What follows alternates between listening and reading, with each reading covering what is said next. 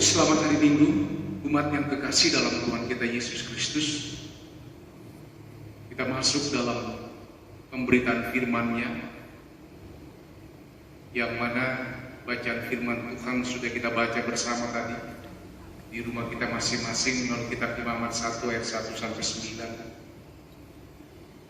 9. Yang saya mau sampaikan bahwa ada tema yang diberikan dari bacaan kita tadi, yaitu berikan hasil keringatmu. Jemaat yang kekasih, ketika saya persiapkan firman ini dalam situasi dan kondisi kita pada saat ini seluruh bangsa dan dunia dengan adanya virus COVID-19 ini, saya merenungkan berikan hasil keringat. Nah, tema ini yang saya mau sampaikan, dia menggugah kita semua sebagai orang yang percaya. Karena dia mengajak kita dalam hal peribadatan kita, dalam hal kehadiran kita kepada Tuhan, ada rasa syukur dan kita berikan yang terbaik bagi Tuhan. Dan kalau kita lihat pada ayat yang kedua dalam teks bacaan kita ini, saya bacakan sekali lagi bagi kita sekalian. Ayat yang kedua bisa kita perhatikan bersama. Dia mengatakan demikian: berbicaralah kepada orang Israel dan katakan kepada mereka, apabila seseorang di antaramu hendak mempersembahkan persembahan kepada Tuhan, haruslah persembahanmu yang kamu persembahkan itu dari ternak, yakni dari lembu sapi atau dari kambing domba.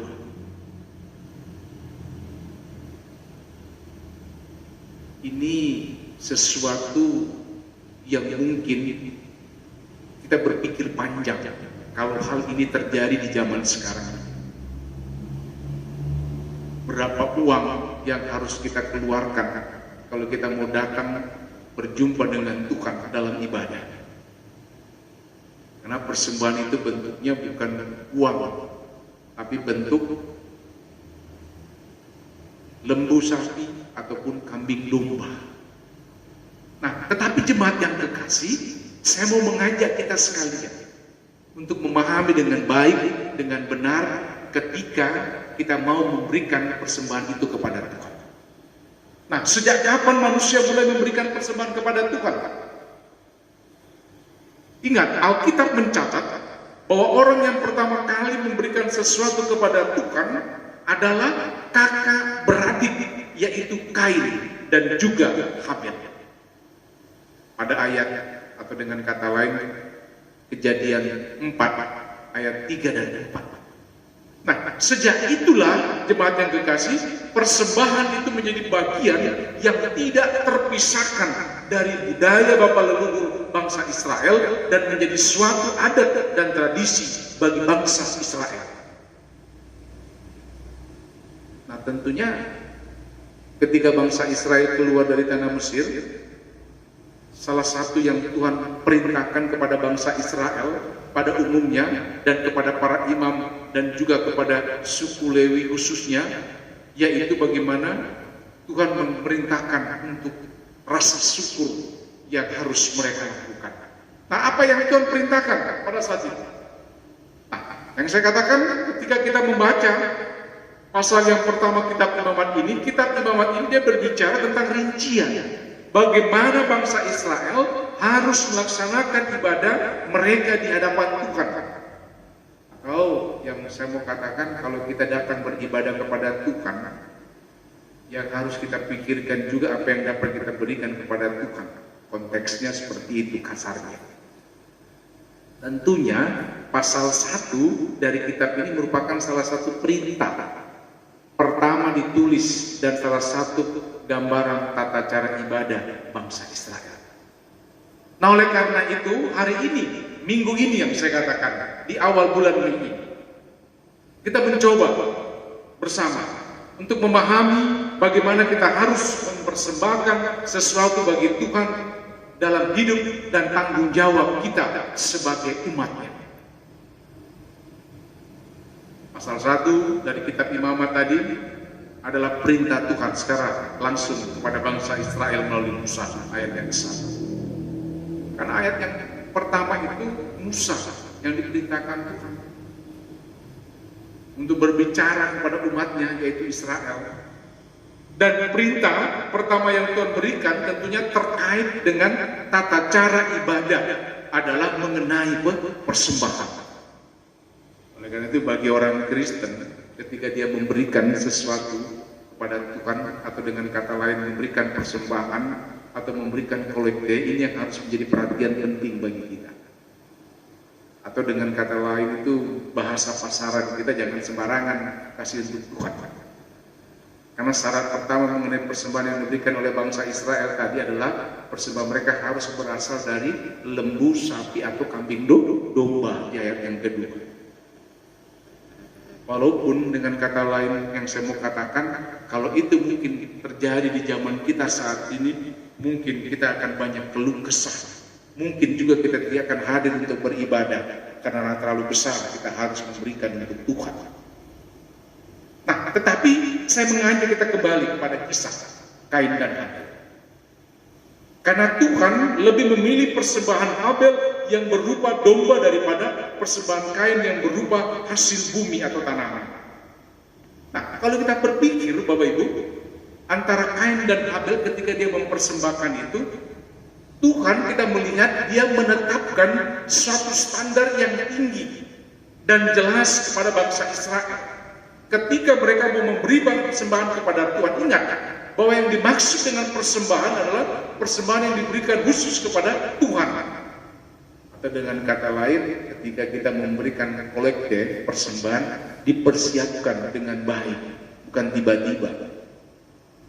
Tapi kebanyakan kan ketika kantong persembahan mau diedarkan atau mau dijalankan ketika dalam ibadah, tiba-tiba dompet baru ditarik, mengeluarkan uang dari dompet. Bukan hanya itu, kadang-kadang uang itu bisa diremas-remas, masukkan ke dalam kantong. Itu yang mau saya katakan bukan yang terbaik untuk Tuhan. Nah, tetapi ada pelajaran yang indah bagi kita. Saya ingin mengingatkan bahwa Tuhan itu adalah Tuhan yang sangat luar biasa, jemaat yang kekasih. Kenapa demikian? Karena dia memberikan syarat bagi bangsa Israel dalam memberikan persembahan kepadanya. Tapi kan di zaman sekarang ini secara khusus kita di jemaat hebat, apalagi dalam situasi kondisi yang kita alami sekarang. Setiap minggu sudah disiapkan amplop khusus memberikan syukur kepada Tuhan, seberapa besar nilainya pun itu terserah atas pribadi dan keluarga. Tetapi Tuhan ingin pada waktu itu dalam konteks bacaan kita, Israel tidak sembarangan saja membawa persembahan mereka di hadapan Tuhan. Nah, ini yang harus menekankan kita dalam iman percaya. Jangan sembarangan ketika kita datang menghadap Tuhan, ketika kita datang untuk memuliakan nama Tuhan, ketika persembahan itu kita berikan kepada Tuhan. Kenapa demikian? Ingat, tema kita dalam minggu ini, melalui bacaan kita ini, yang mengatakan berikan hasil keringatmu, atau dengan kata lain, tunjukkanlah bukti kasihmu, atau sama dengan yang saya mau katakan, berikan uang persembahanmu dalam perjalanan hidup kita. Tetapi ingat, memberikan persembahan atau memberikan kolekte apapun namanya, semata-mata hanya bagi kemuliaan Allah. Dan itu juga dipakai untuk menunjukkan kasih keadilan dan juga damai sejahtera. Kalau seandainya saat ini pada kita terjadi dalam bacaan kita, bagaimana kita memahami dan menindaklanjutinya. Tetapi untuk lebih memahami tentang bukti kasih itu, saya memberikan 3 pertanyaan bagi kita, bagi umat yang kekasih. Yang pertama, saya mau katakan pertanyaannya, mengapa orang percaya menunjukkan bukti kasih? Atau mengapa orang percaya memberikan persembahan? Hampir kan dalam setiap pertemuan ibadah kita mengumpulkan persembahan. Bahkan anak-anak sekolah minggu, remaja dan taruna. Ingat, mereka yang jelas belum berpenghasilan. Sudah kita ajarkan untuk memberi persembahan. Ada macam-macam nama kita berikan dalam persembahan atau mengumpulkan uang umat untuk Tuhan. Kalau itu dikumpulkan dalam setiap ibadah, ada persembahan syukur, ada persembahan persepuluhan, ada partisipasi dana pembangunan, ada untuk perayaan Natal, ada untuk perayaan Paskah, persembahan akhir tahun, persembahan awal tahun, mungkin juga persembahan ulang tahun gereja, atau masih banyak lagi persembahan syukur lainnya, diakonia, dana duka, bantuan mungkin bagi bencana alam, atau mungkin bantuan bagi para pendeta yang sakit atau dana pensiun, bantuan untuk membangun bagi gereja yang lain yang kesulitan dana, dan masih banyak lagi. Tapi kadang kita berpikir, jujur saya mau katakan, gereja kita ini beraktivitas dan hidup dari dan karena uang persembahan atau uang kolektif atau persembahan syukur. Begitu juga yang mau saya katakan, para pelayan-pelayan yang sepenuhnya mengabdikan hidupnya untuk melayani gereja. Namun apakah sesungguhnya makna persembahan itu sudah benar-benar dipahami dengan baik di tengah kehidupan umat yang ada? Atau misalnya mungkin yang saya katakan, dalam ketika kita memberikan persembahan, melihat mungkin uang kas banyak, kasih sedikit saja. Melihat uang kas mulai sedikit, baru kasih yang banyak. Tidak. Berikan yang baik bagi Tuhan, berikan yang mahal bagi Tuhan, karena itu adalah menunjukkan kasih setia Tuhan. Karena kenapa jemaat yang kasih? Tuhanlah pemilik kehidupan ini. Nah, oleh karena itu temanya ini yang saya katakan, berikan hasil keringatmu, berikan persembahan dirimu seutuhnya.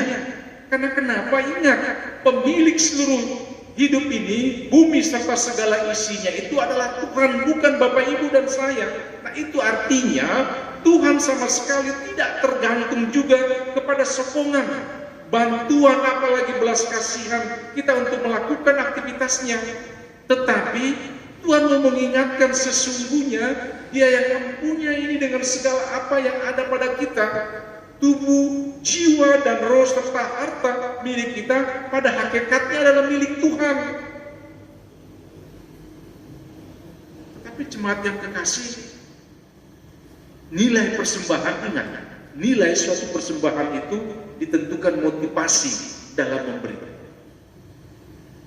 Yesus sangat menekankan motivasi dalam memberi persembahan.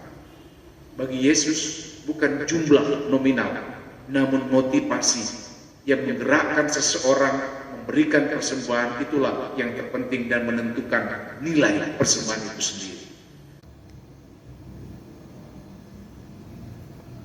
Ingat, Tuhan memelihara dan memberkati tiap-tiap individu dan keluarga dengan cara yang menakjubkan. Ia memberikan kita pekerjaan, penghasilan, pendapatan yang berbeda-beda. Bukan hanya itu, Tuhan juga mendorong kita untuk memberi dengan apa yang ada pada kita, bukan yang dimiliki oleh orang lain. Jemaat yang kekasih, tidak perlu kita malu untuk memberi dengan jumlah yang kecil kalau memang hanya itu yang ada. Tetapi jangan membohongi Tuhan, atau dengan kata lain congkak jika kita bisa memberi banyak. Apalagi pemberian itu sebenarnya hanya sebagian kecil dari harta kita. Tradisi Alkitab mengungkapkan, setiap kali umat Allah datang menghadap hadirat Tuhan atau beribadah, mereka selalu membawa korban atau persembahan kepada Tuhan. Hal ini dilakukan sesuai dengan perintah dari Tuhan kepada umatnya, bahwa setiap orang yang menghadap datang kepada Tuhan, jangan dia menghadap dengan tangan hamba, tapi masing-masing membawa persembahan sesuai dengan berkat yang diberikan Tuhan kepadanya. Dan persembahan itu adalah yang terbaik, tidak cacat atau sesuatu yang buruk. Mari kita terus belajar memberi yang terbaik kepada Tuhan. Apapun yang kita miliki, itu semua merupakan pemberian dari Tuhan. Tuhan memberkati akan firman-Nya. Amin.